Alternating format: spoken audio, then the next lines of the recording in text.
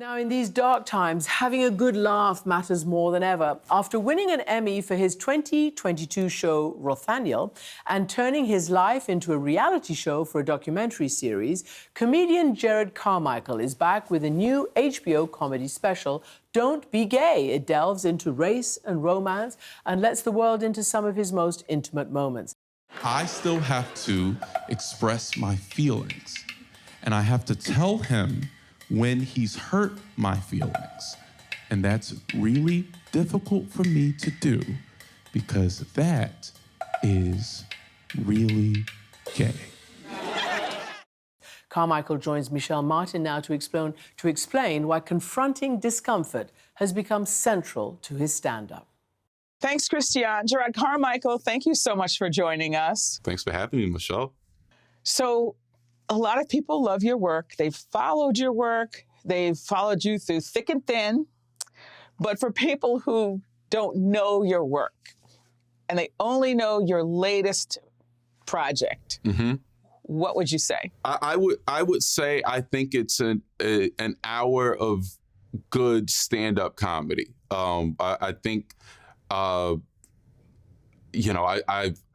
moved to LA with the hopes of being like a funny comedian, and I like experimented with form for many years. And this is like, I think my best work, my best outing doing kind of traditional stand-up comedy. It's like jokes and storytelling. And that was the hope, was that people would laugh, that it's just like an update on someone's life in a relationship, trying to figure out what to do with like aging parents. I think it's just like kind of classic in that way. You seem very relaxed, I have to say. I feel good. I just had the physical. My cholesterol is down, so I feel good. You've alluded to this. You kind of pushed the boundaries of comedy and self-discovery in a way that is often very funny, but also very poignant, and has some pain points in it. You've gone from Rothaniel to your HBO reality series, which is very real and raw, kind of led us into some really raw private moments. Yeah. And now your latest project, the stand-up special, is Don't Be Gay. Yeah. And I don't feel really good saying that, but I love you so much. I love you reacting to it is my favorite thing. Okay, but now that I've said it once, I'm not going to say it again. But why is it that? Why is that the title? Well, because after coming out, it made me reflect. I've been doing like a lot of reflection and therapy and all of those things, like just reflecting on my life and what I was hiding and why I was hiding, and thinking about masculinity a lot. And when you're raised straight, you know there's only one rule. Don't be gay. I broke the only rule, y'all. I named it after my internal monologue that I've had going on repeat in my life, just like don't be gay. And it's caused me to be so self-aware. It's like the burden of self-awareness, which is a strength in comedy because you get to talk about that. But the burden is that you always watching your mannerisms and how you interact with people and how you move in a room and how I talk and how I'm holding my hands, all these things I'm hyper aware of. And so it's kind of ironically named, just because it's that's what I was telling myself and what I was fighting. That was the biggest fight of my life. Well, it's a bookend to Rothaniel in the sense that Rothaniel talks about being in the closet, really. And it is the public way in which you announced yourself, but it takes you on that kind of trip. And is this in a way, is this the bookend? This is like the... I would call it more really an update. I think my career is always just an update to exactly where I am at the moment. This is my first time and hopefully the only time in a relationship that allows me to see myself, and I'm living with someone else, and now I'm writing a lot of material around that. And so it's an update to exactly where I am in my life. Before, in reality show, I didn't think I deserved love. There was a lot of shame. It was a lot of confusion around how I would settle. I didn't think I would settle. and now just feeling settled and having other sources of conflict in my life. This is just where I am right now. And the next project hopefully will just be an update to exactly where I am then. But like now I'm like, I'm in a relationship, in an open relationship, 38. My cholesterol's down 35 points, Michelle. Well, there you go. I mean, it's kind of all done, right? I mean, yeah. Well, the relationship part is so interesting to me because the kind of married guy comedy is its own genre, right? Dating guy comedy is its own genre. Married guy comedy is its own genre. Now, you didn't indicate whether you and Michael are married. You said you have an open relationship. No, you said but you know what's funny? To be. I propose like 3 times a month. He keeps saying no to me. I propose all the time. And usually at the end of an argument, I got to talk that through in therapy, like something's wrong. But at the end of an argument, I was like, let's just get married. And he's like, no. He just walks away from me.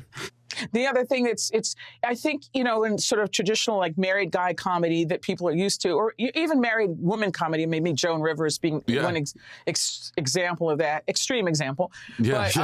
But is you sort of play off your differences. In your case, the differences that you play off of are racial, right? Because your boyfriend is white. Yeah. And so you talk about that. But there's one joke you tell about how he was the one who wanted to have the open relationship and you had a different idea. Your idea was? My idea was to cheat and to live a secret life and let the lie weigh on my soul and come home and sit quietly in the driveway for a real long time, just like my dad. Like that's the traditional way. It's just like open relationship is strange. It's so strange, and it goes against everything I was taught about marriage and relationships and like keeping someone happy. And it forces me to have a very difficult conversation all the time. It does not get easier. It's an honest conversation, but it's the hardest conversation ever, all the time. But the other thing you play off of is communication styles. Sometimes my boyfriend says stuff in a way that lets me know he's never been punched in the face before. You know what I mean? Like, it's a tone that he uses. Like, he's passive aggressive sometimes, and like passive aggression is white violence. Say more about that. Is that a communication styles? Or you think that was kind of a black-white thing? That's upbringing. That may be black-white. That may be like a certain. It may be just where I'm from. There was a threat. Like you say the wrong thing, you speak in the wrong tone. Like there's a threat. Like like my mom would go get a switch from the tree. Like I wasn't allowed to like just communicate freely. Let's just say like it's part of what makes you a comedian is finding creative ways to say what you mean, like because there was a threat, or just at school or anything, there's a threat to like just saying something. My boyfriend's able to just he was able to express himself without violence, and I noticed that in the house. I'm like, wow, the way like in a different environment, I could punch you right now and everybody would be on my side. But I'm not in that environment. Yeah, I'm not in that environment anymore. But it makes me think about, I think about communication styles, like living with someone who didn't grow up the way I grew up. It's interesting to me. But that's all of us. I mean, I think that's why the program, that's the hour, the special is about you as a black gay man in this world who's come into his own. But I think, isn't that partly why everybody's laughing? Because they realize, oh yeah, none of us is married to the person we grew up in the same house with or partnered with or whatever, Yes, and it makes you reflect. I have a line in a special. It's like, I take anything that they do to better themselves as a personal indictment against me. Like, just like, like he wakes up before me and it makes me feel lazy, and it's like that type of thing. You're comparing, always comparing, like, oh, you do things differently than me. There's some really personal things in here. One of the things that I found interesting is how many people have seen in your work through time a comfort for people who cannot say the things, who have experienced the things that you've experienced, but don't have the words to express them. And it's comforting for them to feel like, oh, I'm not the only one who feels that way. I'm not alone in this. I'm not, that self-doubt, that internalized homophobia, that struggle with being free of it and stuff like that. And I just wondered if do you ever think about that? Do people stop you on the street and say, hey man, you you gave me words, that you said something that I felt but couldn't say. Does people ever say that to you? They do. I'm actually stopping myself from crying in this moment,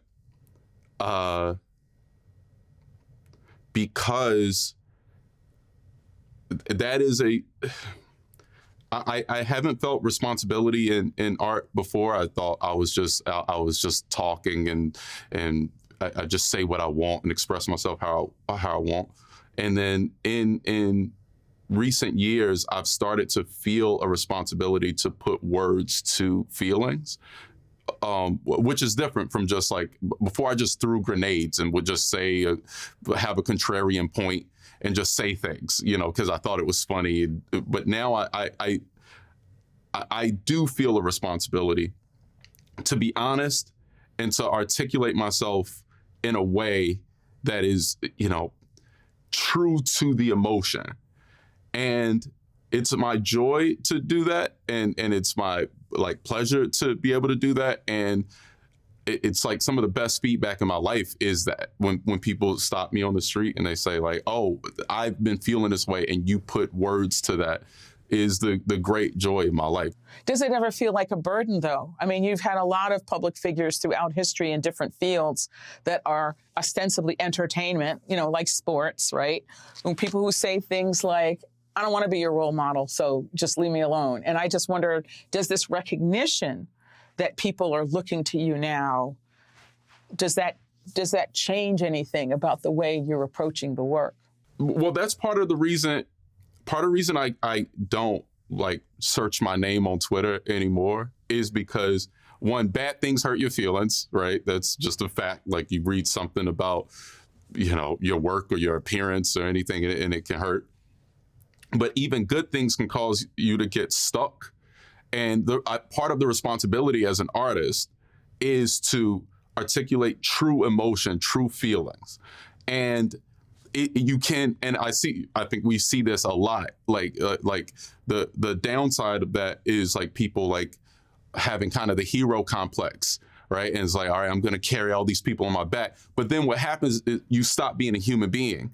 It's easy to to be a hero, and then you hide the shades of yourself that are important to show. I don't know why this example, forgive me. I don't want to get in trouble for this. But the example that always comes to mind, and I felt this way since I was a kid, is that Martin Luther King is this incredible man who maybe is guilty of a few indiscretions, right? To me, the indiscretions is part of what makes him great, is that he also made mistakes, but was capable of doing something beautiful and amazing. And to me, when you hide when you hide that part, when it's buried, then it's it dehumanizes them. My favorite artists are ones that say, all right, I'm going to show you the bad side too. Not to celebrate it, but just to tell you what happened. This is how I felt. This is what I did wrong. And to show that too it makes interesting art, but it also makes an interesting person. But we are in a political moment when there is a lot of, I'll say, hostility directed at some of the groups that you belong to. Yeah. Oh, it's scary. It's hostility and a sense of resentment directed at at sort of public expressions of Blackness and of queerness. So I was just wondering if the political environment in any way affected your thinking about what to talk about. It's all the more reason to show and tell everything to me, right? Because I'm not gay because I like to hold hands with a man, and we wear our white robes and we hold hands and we go to church the other, that's not the part that makes me gay. I'm gay because of the stuff I talk about in the special, and that's just real. And I don't want to talk about that. I don't want to pretend to be something else, for the and I think that's really, really important. And to your point, things are getting really scary. Nobody's safe. Roe versus Wade being over, I can't believe that. I thought that was written in a stone tablet. I thought and so they're coming for everything. Like they're coming for everybody. And so like it's everybody's responsibility now to like, I don't know, to stand firm in who you are. And like to me, identity politics often shows one side of the identity, and I think it's important to show it all. I guess is all I'm saying, and I find that a part of my responsibility. But is this another way of saying that gay people are normal and that the sex that you have is normal? Yes, yeah. And you know what else? You know what else I found is common: shame, guilt. These things are. It's not like it's easy to say like, oh, you're gay and you felt a lot of shame. Everybody feels shame. I think I say this in a special. Everybody's in the closet about something. Like I think everybody holds something really close to their chest that they don't want to share with anybody because they feel like if somebody finds out, then they won't be loved. They'll make them unlikable, make them unlovable, and like you can be gay, straight, anything, and you can have those feelings. And to me, that's the part I'm sharing my conflicting emotions about sex and my desire for sex and like showcasing my sexuality. Like I'm showing conflicting emotion about that because I think everybody has conflicting emotion about that. And so yeah, that's what, like talking to my friends about like their wives, I'm shocked by how much overlap there is just on a human level. You know. Well, before I let you go, if Rothaniel was about, the fear, right, of being seen, and Don't Be Gay is about, I would say it's about the joy of standing in your truth and the joy of kind of taking off the mask, right? How do you feel now that you were able to, that you chose to take off the mask? How are you? Good. I mean, it was the best decision of my life. It changed everything. That actually is probably what lowered the cholesterol 35 points. To be honest with you, like that probably is like part of what did it. And now it's like a whole new set of problems that I'm dealing with. I'm like, okay, you're out. And I had like a grace period where all of my mistakes were being celebrated by my friends. It was like, no, good for you, Gerard. Just live your truth, Gerard. Oh, we're so proud of you. And now in this relationship, it's like, all right, you're an adult, and you like no, you have responsibility, and you have like a person that you're responsible for. And like now I'm hit with like really the real test, but I feel so much better about just being honest about who I am. Like it actually changed my life. Well, I can't wait to see what you do next.